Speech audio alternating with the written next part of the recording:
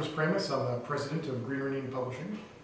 Hi, I'm Professor Christopher McLaughlin, and I've had the honor of freelancing for Green Ronin Publishing for the last 12 years.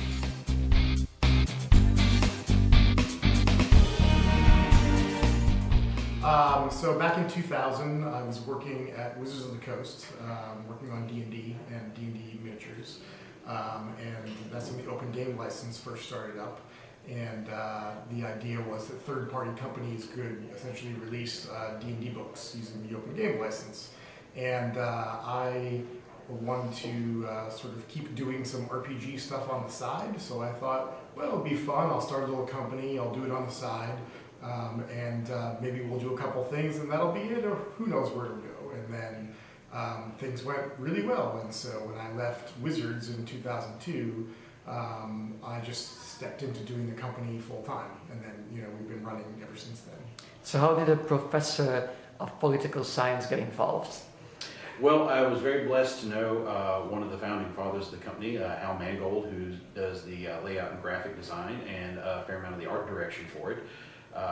Been honored to call him friend for 26 years, and so he introduced me to some of the people in the company, and then he mentioned to me that they might be doing a superhero game, and that was a fair amount of my background at that point. I'd done some freelance work for some other superhero systems, and he said, well, we're going to do at least 3 books. One of them will be an adventure. Would you be interested in doing the adventure? And that may have been one of the fastest yeses I've ever given in my life. And so they sent me this big text file of something called Mutants and Masterminds. I'm thinking, well, this might turn into something.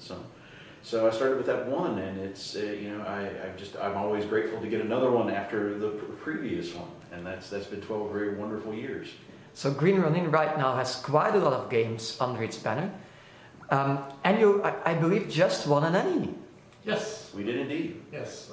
So Mutants and Masterminds, which Chris was talking about, is our signature superhero game.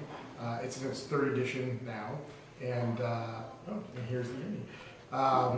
Last year we released a setting book called Emerald City, and it was divided up into 3 parts: player's guide, sort of a GM section, and then a full-length adventure. And the player's guide won an Emmy award as the best electronic product. Isn't it? Although it's also part of a hardback book, if you want to get the whole thing. So there's so many settings out there. How do you make a setting interesting and different? Well, so for Emerald City, when we first published Mutants and Masterminds, it had a attached setting book called Freedom City, which was an East Coast of America superhero city. Which I absolutely loved. Thank you. And so we featured Freedom City for 1st and 2nd edition. And when we got to 3rd edition, we thought, well, we'll do Freedom City, a couple of years down the road. But instead of just doing that for a 3rd time, let's make a West Coast companion city, essentially. And also the company's based in Seattle. So the idea of doing a Pacific Northwest superhero city that was a counterpart to Freedom City seemed like it'd be a fun project. And so that's how we ended up doing Emerald City. And we tried to sort of give it Pacific Northwest flavor, but it was also a chance for us to take some of the lessons we learned from Freedom City and implement them in a new setting.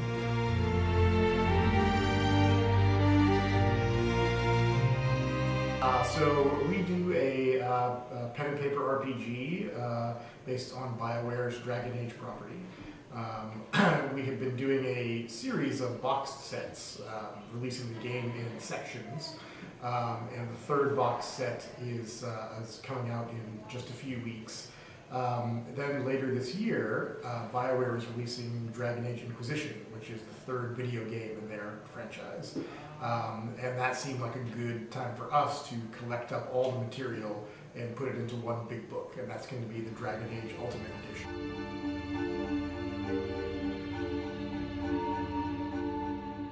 So we're looking to release the Dragon Age Ultimate Edition in November, concurrent with Dragon Age Inquisition, BioWare's game. So it's also, there's at the height of new Dragon Age excitement, we will be having the new edition of our game.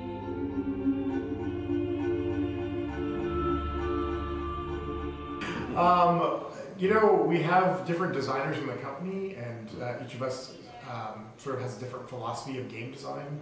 And, of course we talk and cross-pollinate and all that, but, one of my big things is making games that are accessible to new people.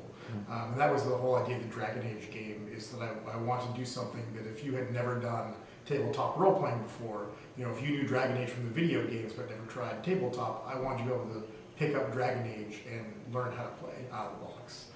What about you, Christopher? Do you think about, okay, how am I gonna have my own signature on this, or how do I have kind of a different take on similar products done before?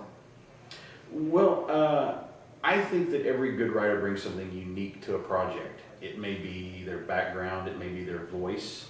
Like for instance, I think I have a very idiosyncratic writing style. I have a tendency to sub-reference and play off, pop culture references and things like that. But for having a particular style, it's been, you couldn't ask for a better company to work for, because the people who run this company, let's not get into the people who run this country just yet. Sorry, political science professor slipping out there. But the people who run this company, who I have a lot more faith in than the people that run this country, they bring such a great vision to the projects that they embrace, and they're willing to trust us freelancers to bring what we can to the project. Like Emerald City is a great example of this. I mean, it was very natural for them to do a book about a superhero city in the Pacific Northwest. And the first 3 writers hired were Steve Kenson, who's a lifelong New Hampshire resident. There's me, I've lived my entire life in the rural South, and then we got an Australian. So it was the 3 of us writing about the Pacific Northwest, at least in the initial rounds. And, I just thought that was such a tremendous expression of faith in our talents, that despite, most of us only ever having visited that part of the area, world as tourists, to be able to get it right in terms of flavor and history and attitudes and things like that.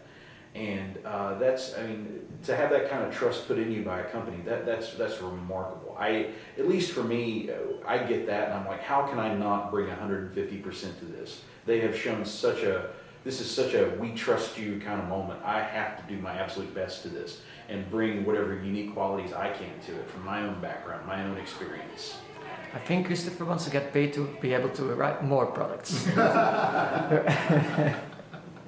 So, do your students read your books? Has anyone already come up to you and said, "Hey, professor, I really dig this Mutants and Masterminds book you did"? It's funny, my kids love that I have a writing career. They think that's the neatest thing. And it's great, because I'm blessed with a lot of budding writers who are not shy about coming up and asking advice. And, anytime you get to encourage young people, that's a tremendous gift, but it's a particular wonderful thing for me to encourage new young writers. But the funny thing about it is the ones who've actually brought my book tend to find stuff that I did like 20 years ago. It's weird. It's like they will bring up stuff like, wait, were you born when this came out?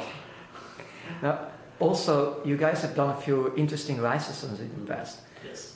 What are you supporting those licenses? And is it a boon to have a license? Is it always an advantage, or does a license sometimes have disadvantages as well? So we've done a variety of licenses over the years. Back about 10 years ago, we did some classic fantasy stuff like Thieves World and Black Company. Those licenses are over now, but we more recently have done DC Comics. We did a whole game called DC Adventures, and that uses our Mutants and Masterminds system, but then it's matched with the DC universe, which obviously is great, because we got to take our game and then have Batman and Superman in it, so, that was good. That was a 4-book deal. And we completed that now. So there's a core game, 2 books that are basically full of the heroes and villains of the DC universe with game stats and all that, and then a universe book, and that's sort of a complete, discrete game line. And we also have Song of Ice and Fire role-playing, which is the Game of Thrones RPG. So it's licensed directly from George R.R. Martin, and we work directly with him. It's there's great upsides to licenses. I mean, we got the Game of Thrones license before there was an HBO TV show, and then all of a sudden we've got a game that is tied to one of the most popular shows on TV. That's obviously a nice advantage to have. Did that TV show push the product a lot? The RPG? Yeah, because a lot of people who hadn't read the books started watching the TV show, and then they can go to the local game store and find our role-playing game there. So yeah. So what's up next for Green Ronin? What can people expect coming from you guys during next year? We are releasing 2 books for the Pathfinder RPG this fall. First is going to be the Advanced Bestiary. That is a monster book full of templates, and templates are basically things that allow you to take an existing monster and change it and make it different and unique. And this is a whole book full of those. So it essentially is a book that makes every other monster book that you have more valuable, because you can create 100 different variants of each monster if you want to. And then the next one is Freeport, the City of Adventure. Freeport is our signature fantasy city setting. It sort of takes D&D fantasy and mixes it with Lovecraftian horror and pirates.